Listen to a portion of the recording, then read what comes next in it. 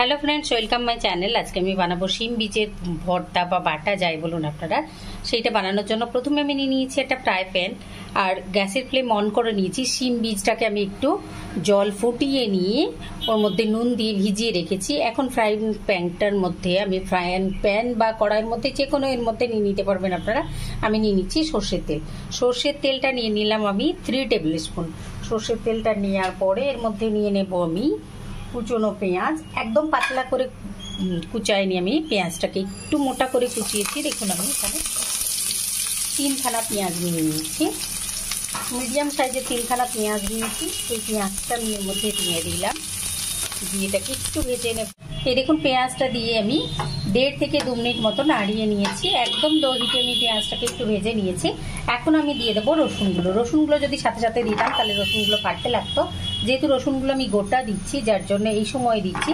রসুনগুলো দিয়েও আমি আরও 2-3 মিনিট মতো ভেজে নেব।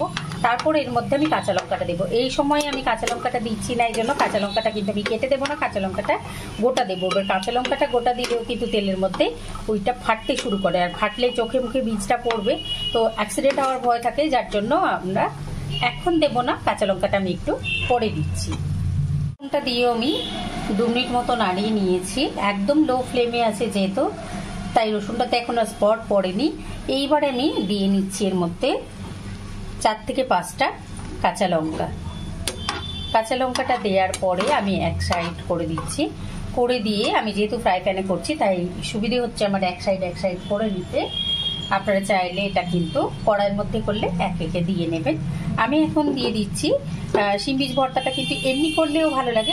আমার কাছে একটু চিংড়ি ছিল, কুচো চিংড়ি, তো আমি চিংড়িটাকে নুন, হলুদ, লেবুর রস আর একটু লঙ্কা গুঁড়ো মাখিয়ে রেখেছি। তো এখানে আমি এখন ওই মাখানো চিংড়িটাকেও দিয়ে দেব প্যানের মধ্যে।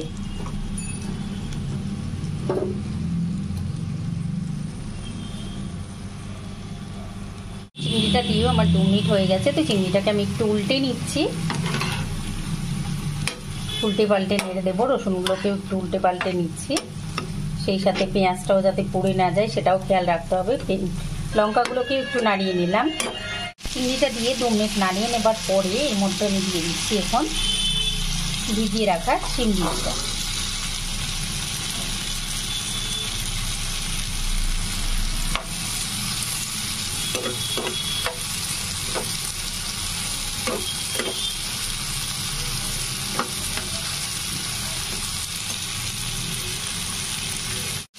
শিম বীজটা যেহেতু নুন জলে ভেজানো ছিল তাই তাড়াতাড়ি সেদ্ধ হয়ে যাবে। আপনারা যদি নুন জলে ভেজাতে না চান তাহলে খুব ভালোভাবে ধুয়ে নিয়ে একটুখানি সেদ্ধও করে নিতে পারেন, অথবা এই তেলের মধ্যে দিয়ে যখন সমস্ত পেঁয়াজ, রসুন, লঙ্কাগুলো একটু ভাজা ভাজা হয়ে আসবে তখন একটুখানি জল দিয়ে ঢাকা দিয়ে রেখে দেবেন। তারপরে সেদ্ধ হয়ে গেলে তারপরে এটাকে নামিয়ে নেবেন। তো আমি যেহেতু শিম বীজগুলোকে ভিজিয়ে রেখেছিলাম সেই জন্য এর মধ্যে আমি জল দেবো না। এটাকে আমি এখন একটু একদম লো ফ্লেমে ভেজে নেব।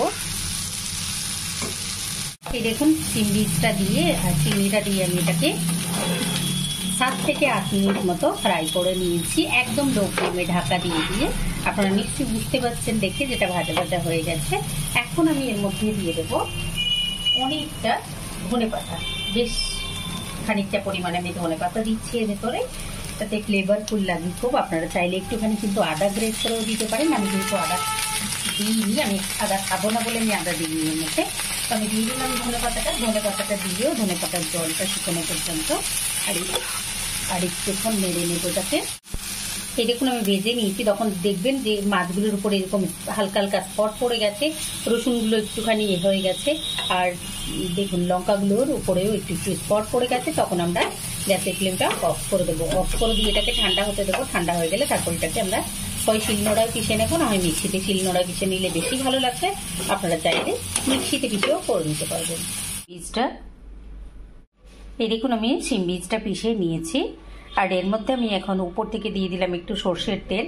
সর্ষের তেল দিয়ে উপর থেকে বাটা খেতে খুব ভালো লাগে, কাঁচা তেলের গন্ধটা খুব ভালো লাগে, যার জন্য আমি সর্ষের তেল দিয়ে সার্ভ করলাম। তো আপনারা অবশ্যই এটা গরম ভাতের সঙ্গে সার্ভ করবেন, তৈরি করবেন। আমার রেসিপিটা ট্রাই করে আমাকে জানাবেন কেমন হয়েছে, আর অবশ্যই আমার চ্যানেলকে লাইক করবেন, সাবস্ক্রাইব করবেন। Thank you.